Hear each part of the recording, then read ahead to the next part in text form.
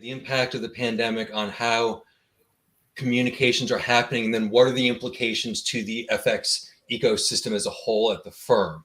And so when we talk about communications, we've moved much more towards messaging and collaboration tools. And so this idea of collaboration tools built within various applications, I think is starting to gain prominence. And that's fantastic if you're making the communications more efficient.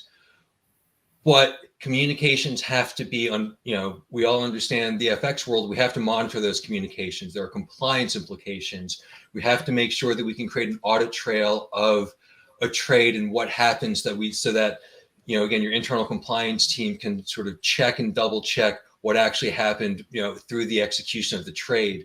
So that's one part of it, is making sure that your communication and your collaboration tools are working with compliance, but also how are you integrating those tools into other parts of the workflow as well? And how are you communicating? And again, the example I keep using, as Bart was alluding to before, there's a post-trade aspect to any of these executions. And what is the communication flow from post-trade, from pre-trade to trade to post-trade, and then as necessary from post-trade back, so that you've got a large order.